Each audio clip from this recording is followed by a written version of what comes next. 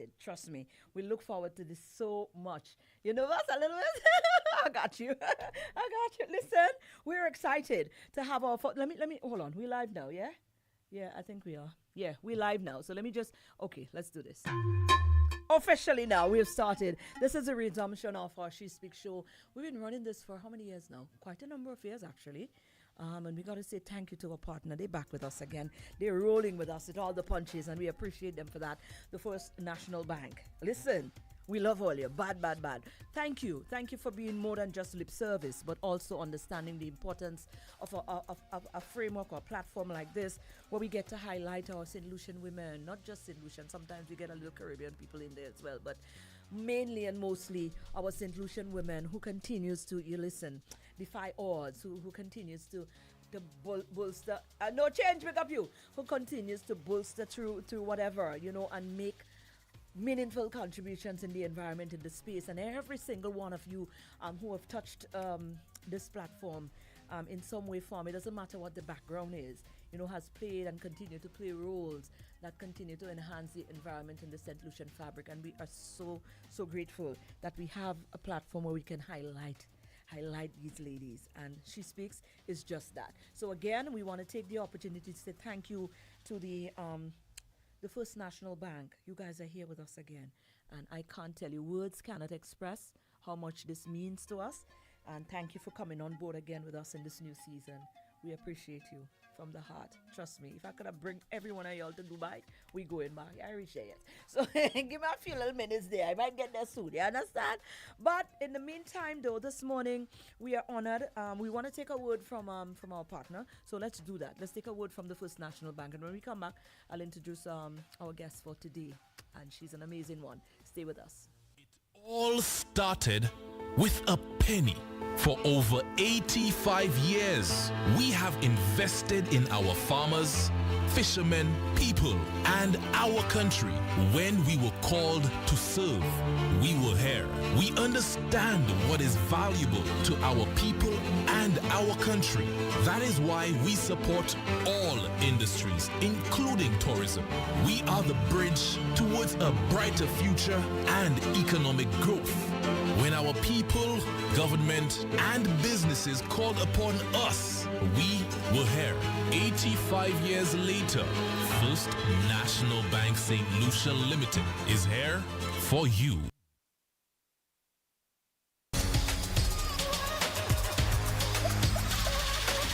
Oh, wonderful. So guys, here we are. I am so excited. The new season. This is our first show in 2026. And I believe we did very well. We have a big one. We have a big one. We have a big one. Let me transfer my thing over here.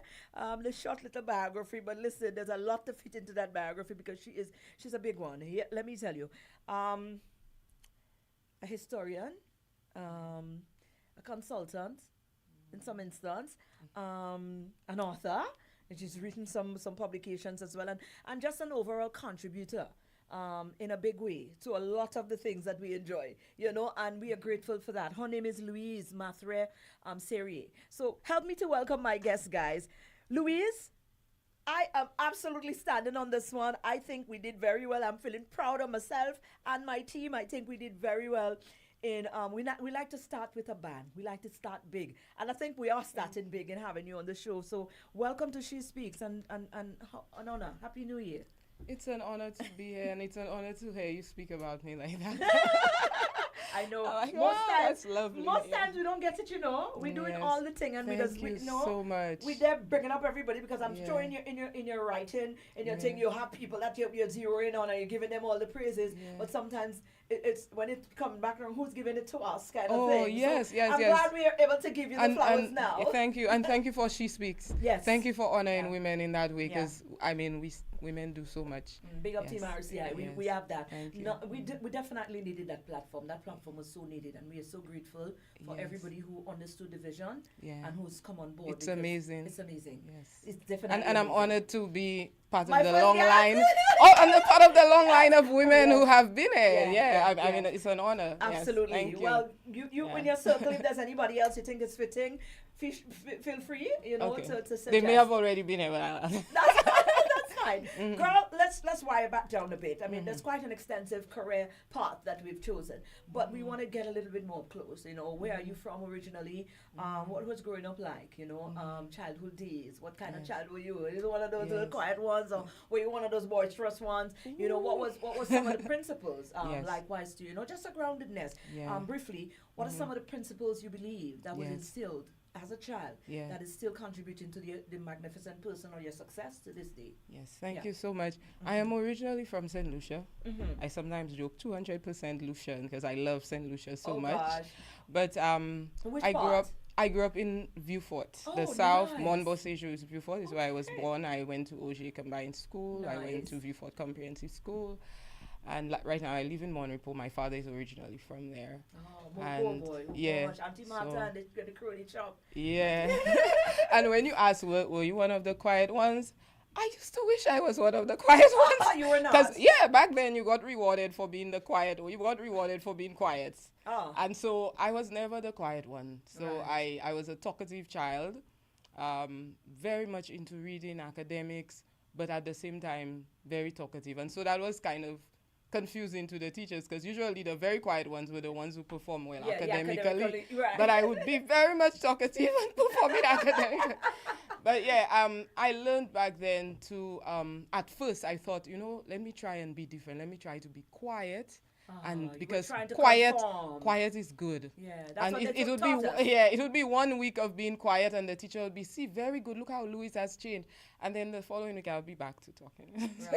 I'll be back to talking. But as I got older, I realized that we're all different. Yes. And I learned to embrace that part of me that likes to observe things and share the observations, and just learn to control it. Yeah. When not to, when to. Yes. But not I learned that, and because knowing that, I now, when I interact with children, I embrace whatever they are. If you're talkative, then you allow them to express themselves. You allow them to do things around that. Allow them to share ideas with the class if that's it. And if they're not talkative, if they're quiet, you embrace that as well. You embrace the other parts, the creativity. So that is so vital. No, I'm glad, you know, I'm glad you were able to highlight that part there, because now we're doing reforms and we're learning more about how it is that because a lot of us damaged our children back then. Yes. Because we thought a good child was a child who sits quietly in a corner. Yeah. But that's not your personality. No, that's not. And look, you're doing She Speaks now because you, as someone who embraced that part of you. I am going to talk. Let me tell you about it. Don't try to stop me. But you know the funny thing though, growing up, I was not, you know. I was not always the talkative one. And I think it was due to self-confidence, more so than it was not in me. It was there, but my confidence didn't allow me to express it. So now that I'm a lot more confident, I'm realizing I was not one to be quiet. You know, you were just conforming. I was conformed, you know, and I went with the punches, but thank God it didn't break me. Yes. And here we are today. Great. So that is some great groundedness. Siblings, you grew up with siblings. Where do you fall in the middle of that? I have 5 sisters. So I have 2 older brothers. 3 So 2 older brothers, 3 older sisters, and then I have 1 younger sister. Okay. So for 10 years I was the youngest, and then I have a younger sister. She come and break the cycle there, Yes, but I love her so much because I finally, you know, felt like what it's like to be a big sister. You know? Okay, all right, you got that. Yeah. That is amazing. All right, let's take a word from the partners, and we come back and wire back down to your career path, or, you know, the journey that you've undertaken. You've done quite some, you know, you've worked regionally, you've been putting in some extensive work in your field. So we wanna highlight some of that as well, and find out how it is that what you've been doing has enhanced, you know, the environment as well. So let's take a word from the First National Bank, and then we're coming back. For those of you who are just linking up with us, feel free. You could go on over to our the live if you'd like to go live. You can go on our Facebook page. That's the official page of Radio Caribbean International, and we're also live on our YouTube page as well at Radio Caribbean International. And do us a favor, you can share it up as well. All right, don't keep all of that goodness to yourself. We'll be back. It all started with a penny. For over 85 years, we have invested in our farmers, fishermen, people, and our country. When we were called to serve, we were here. We understand what is valuable to our people and our country. That is why we support all industries, including tourism. We are the bridge towards a brighter future and economic growth. When our people, government, and businesses called upon us, we were here. 85 years later, First National Bank St. Lucia Limited is here for you.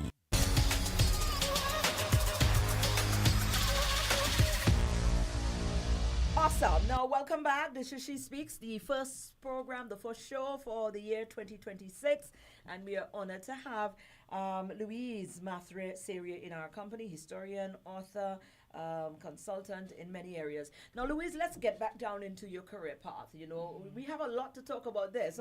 After you went to the combined school, we went through all of that. I mean, people could always jump on your LinkedIn and get all of this information. But we really want to get into the bulk of your career as a historian. Why did you go into history? Why did you go into studying history? What prompted that?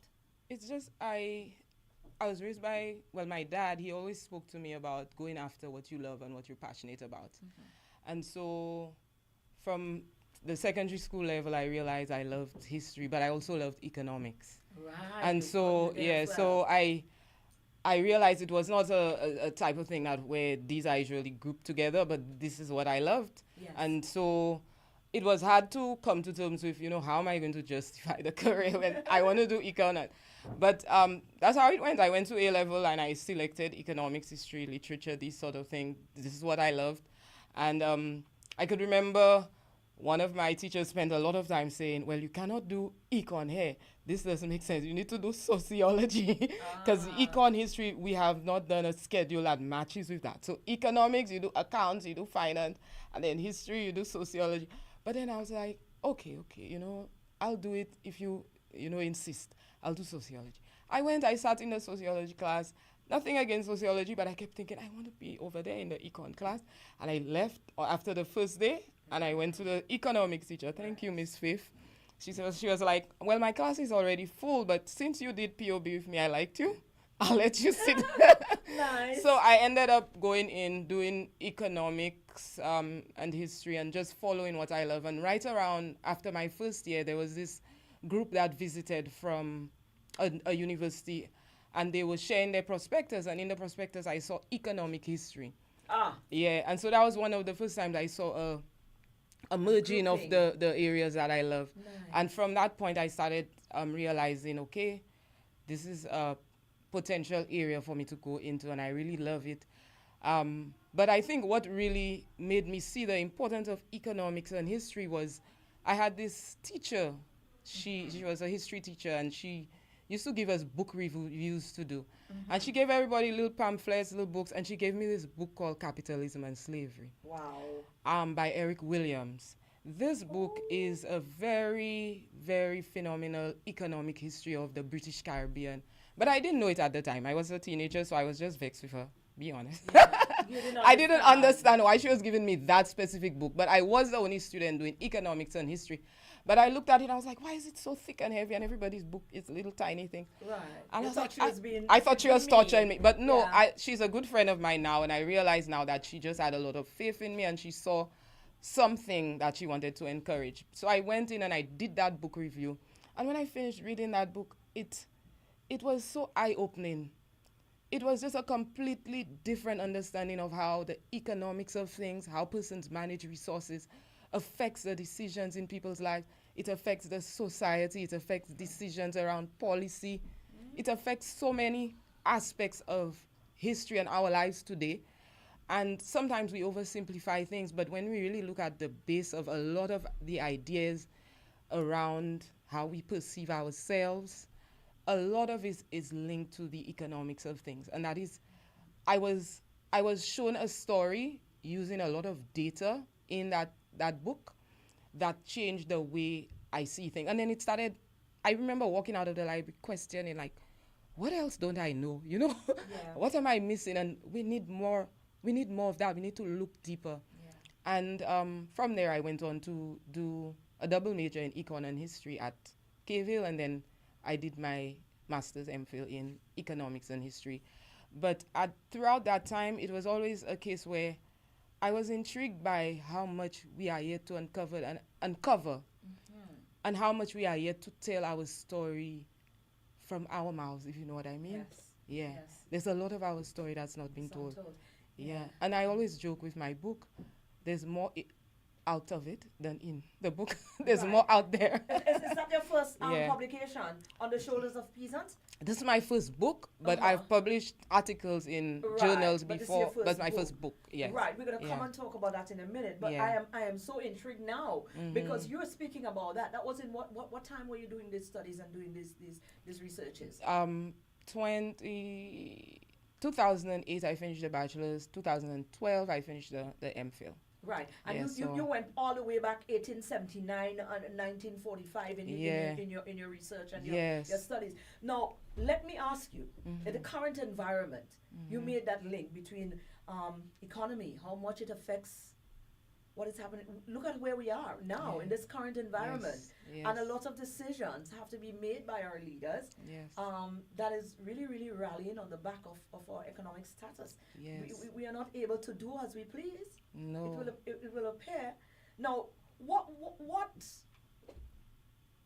had we put more effort, I want to ask you that, this is for personal, had we put more effort into understanding that economic link with history, and understanding what occurred, why it occurred, how it occurred, could we do something to change the roles?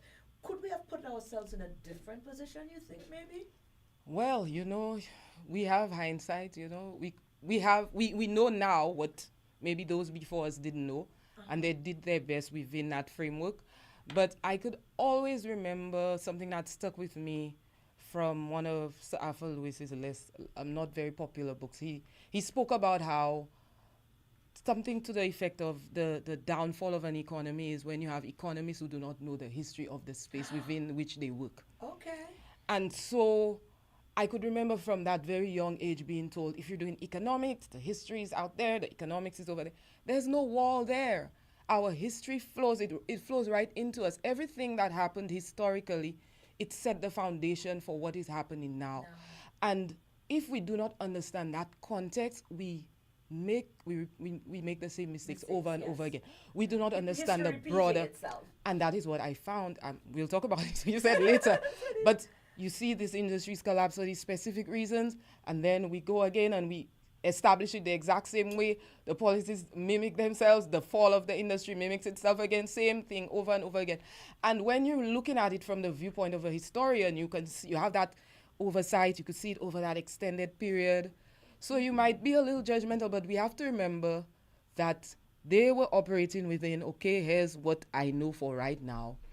But I think this is where, for me, the importance of history comes in, and you brought in a very important point when you spoke about how, maybe we could do things differently if we look more closely at our history. Right. And so we now have the opportunity moving forward. We cannot change what happened back then, but we can learn so much from it. And there is so much of St. Lucia's history. For me, it's there in the academic world. Because I was in that academic world. I know the research is there, the work has been done, but we need it to be in the public space where everybody knows. Have access to it. Yeah, so their opinions are governed by it. Right. Yeah. Your findings have been published in Liverpool, London, Birmingham, Trinidad, St. Lucia. You've got your work and your research because you've gone out there and you've done the work. Basically. Yes, So the information is there, like you said. Are you confident that enough people are seeking, enough people who should be, the people who are policymakers, the people who are supposed to be knowing these things, are you confident that enough of them are seeking that information? Are you being engaged meaningfully in that light where that information is getting to the people who needs it to make decisions? Well, for me, when I went out and presented my research, these were all in academic conferences. Right, so I'm saying. And so I always felt like there was this gap. Because when I left the academic space as a researcher, I went into the public service and I worked for 7 years with government. Right. And so when I was in the academic space, you would be saying, there's this gap between policy and actual research, academics and policy. There's this gap that we need to fill. And we did have some things, panel discussion, community outreach, and different activities where we tried to bridge that gap. And that's something that we still struggle with in all fields, bridging that gap between policy and research. And so for me, that is why I wanted to write the book, because quite often the academics who know the work, they would call me and say, can you email me this? Can you send me this? Right. But if I'm working within government, if I don't have a research officer, someone actively doing research prior to execution of projects or actively seeking out that information, I will go with what I assume to be, and quite often our assumptions are incorrect. Yeah. Oh my, let's talk about the book now. Let's talk about the first book. Congratulations, by the way. Since when has it been out? It was out on National Day, December 13th. Come on now. That was deliberate. Deliberate. I did. All right. So the name of the book was On the Shoulders of Peasants. Yes. Quite an interesting title. Yes. Come on, let's go there. I want you to break, not give us everything, but at least break down first in choosing the title. Yes. I felt like the title chose me. Okay. I don't feel like I chose, because I'll be honest, I did this research on economic diversification in St. Lucia, and a lot of times I kept seeing the mention from the early 1880s. There would be the mention in the newspaper published on that day. They would say, we need to give attention to that group of peasants who are working assiduously to keep our sugar industry going, to keep our cocoa industry going, and they would call them the peasants. And that was the title that was kept in Caribbean studies. To date, in 2025, if you go into the academic space and you look at courses that teach about that group of persons, they refer to as the peasants and the peasantry. Wow. But when you look at the broader definition of what a peasant is, and you look at the work that they have done, and you look at how they function within the economy, it does not really match. In fact, even I think Savelos did some early work on it, an unpublished paper, and he said, the point at which a Caribbean peasant stops being a peasant is yet to be determined, but that is for another. He basically said that's for another show. Because it doesn't match, because what we define as peasant and them being called that, it never gelled. But in that case, I think it was to really separate them from the large planters. But at the end of the day, in terms of land holdings, contribution to the economy, they did so much, their impact on the economy, and the fact that they drove diversification. Right. So when we had things like the collapse of the sugar industry, they would have been the first to say, let's go with cocoa, let's build the lime industry. It was all built on their back. So that is why I kept seeing that story. And that was not what I set out to do. My focus was on, let me look at the data. Let me look at the data on the sugar industry and the rise on this. But then the people in the back, it's almost like they kept saying, can you see us there doing all the work? Absolutely. Can you see us? You need to tell our story. Right. And you need to not just tell it in the academic space, you need to make it public, because this is the story of a people. Yeah. And so I recently saw, and funny you would say that, I recently saw there's this historian girl on the internet as well, and with everything that is happening now, she put out this vlog, and she was saying, get rid of the working class, get rid of us, and try to envision a world with only millionaires. They would have a black cent.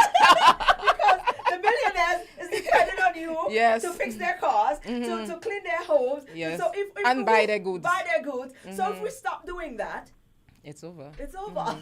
Yes. That is so true. And it's funny that, this is exactly the gist of what you're writing on. But it's beyond that. For me, the thing that intrigued me the most about this story was the self-determination of the people. So essentially, when they received quote-unquote freedom with emancipation, it was not envisioned for them that they discontinue working as laborers. But for themselves, they said, okay, we are free. We're going to be planters like you. We're going to plant cane ourselves. And we're like, no, that's not what we envision. You're supposed to continue laboring.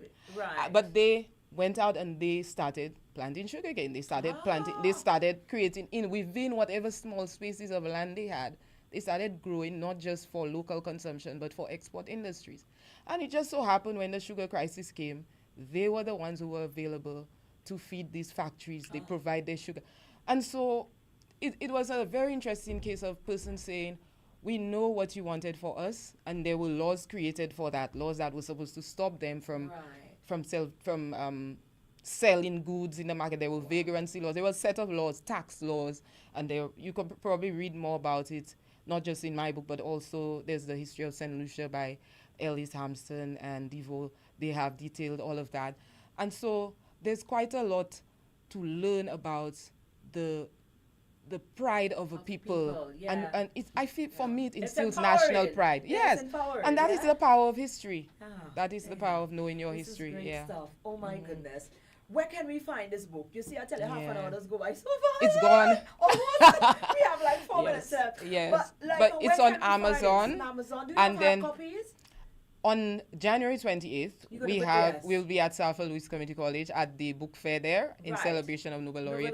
We Okay, will be great. having hard copies on sale there. Right. And you could also look out on social media where we'll be announcing other locations where hard copies will be. I don't know, Yes, so something we'll be about the hard signing. copies. And we will be launching officially the book on Independence Week in partnership with an organization called From Classroom to Community. So it's all about bringing the history to the people and not hiding it there, sitting it dusty in the academic space. Absolutely. I totally agree. Right. With the 4 minutes we've got left, I'm going to segue back a little bit more personally on yourself, your disposition on the environment that we're in right now. What sort of a mindset do you believe would be a winning mindset in these times with all that is happening around us?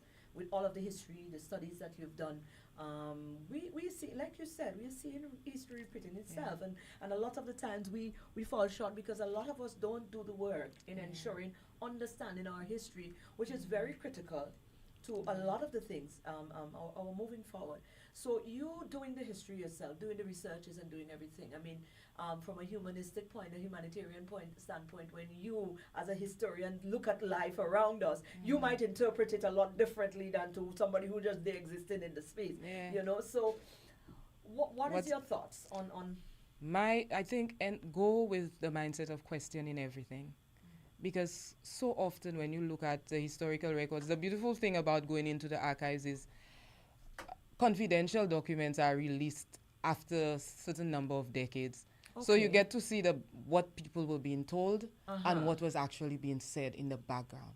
Wow. So sometimes there is an agenda, but you're not being fed exactly what the agenda is, but you're being asked to believe certain things. You're being guided towards a certain way of thinking. And so it's important to question everything. That is what as a mom, I say that to my daughters all the time. You question everything. So with everything that is going on right now, question everything and explore as many sources and keep an open mind, because things are not always as they seem. Right. And that is what history has taught me, that we need to always question and we need to engage in such a way that we look to what is best for our country and for the future of our country, ourselves. Yeah. Right. Yeah, in terms of history, and the nature of the history that's been taught in our schools and stuff of that sort. How do we make a bold move in that regard? Because for very long, the history that was taught to us, Caribbean people, was not Caribbean history. Yes. We were taught European history, we were taught so many different history. And that is something that I feel very passionate about, us changing how we need to be the stars in our own story. Like you started, we need to tell our story. We need to be the stars. So essentially the way, even now when I look at some of the books that I use, the textbooks at school, it's told from almost as if we are along the periphery of our own story. And so there needs to be this radical retelling, and we need to, it's not just about even the language. So I engage with, should we still be using words like the peasantry? Yes. Should we still be using words like the rebellions? Right. We use rebellion. We didn't rebel. We were trying to fight for our own. Rebellion is when you speak into a rightful authority. Yeah, exactly. So even the language needs to be changed, and then you need to center the people, us. So we are one of the few persons who you could look and we're telling our story without us being the stars in the story. Right. So we need to, and it took me a long time to realize that. A long time studying academics, and I was like, yeah, I'm doing that. I'm collecting the evidence. I'm doing it professionally. And then I was like, but wait.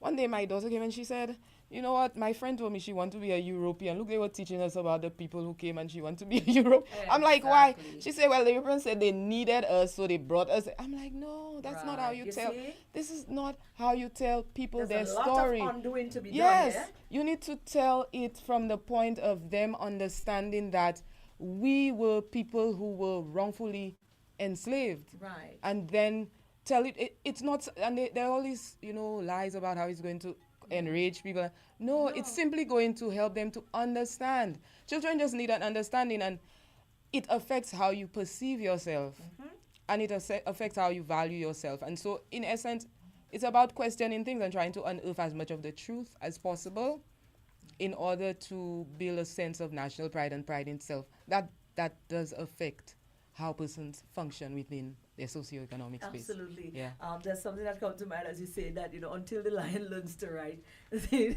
Yeah. So we will also and I don't know if there's time for me to say thanks as well to yes. the people who have supported me in this journey. Of course. In terms of persons who read my the drafts of my books, Dr. Kenyatta Joseph, she also is a historian, so she's probably somebody you might want to speak to. She's doing some great work. And with Classroom to Community, partnering with me to do the launch, Loiuse Joseph, and Kishma Serieux and others who encouraged me, write the book, publish the book. So I'm really thankful for my family and everyone who has supported me along this journey. The archives, St. Lucia Archives, the libraries in Meekwood, the Folk Research Center. So thank you to everyone. I want to express gratitude with my last few minutes. I know, absolutely. And I know if I missed you out, I'm sorry. I know it's a lot, but wow, thank you so much. I mean, I was right on with this one. That was divinely aligned and ordained this morning to have had you in this current environment. Who would have thought, to have been our first guest on She Speaks. I really do believe that God is in charge of this program, because that was a beautiful way to start. And thank you again for making the time and leaving me and coming up. And no stress. I say, I can make myself available. Yes. Thank you so much for all of that as well. And we look forward to more publication and more of the utilization in the public spaces of your researches. Yes, and I want to say thanks to everyone who has been sharing history. There are persons who are now on TikTok, and I think it's great. I see a movement towards that, and I think there's a lot of work for us to do, and we can do it together. But we can do it. Absolutely. Thank you again so much. You're awesome and amazing. Listen, Loiuse, we appreciate you.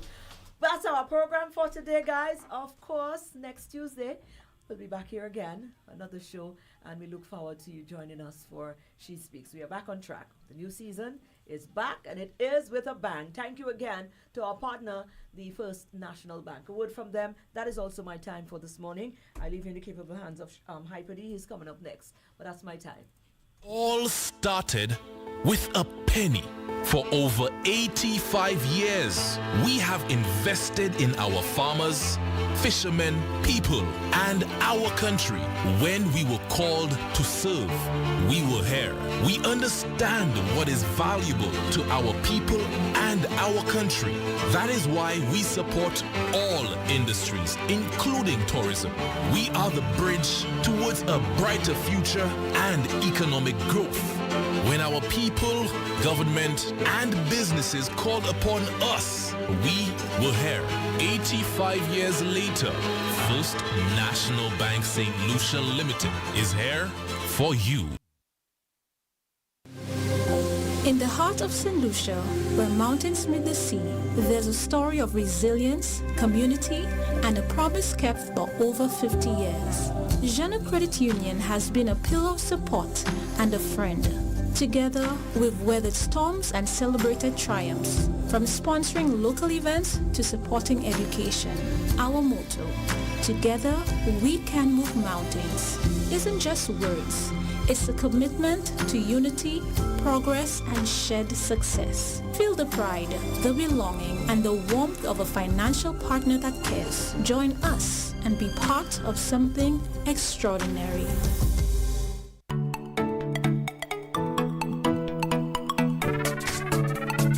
Super 6 jackpot is now $210,000. Have you played? DJ Chico presents the ultimate pre-Valentine's brunch. Viv, the Lovers Buzz edition. And it's going down at the G-Spot Lounge located in Monrepo on February 1st, 2026.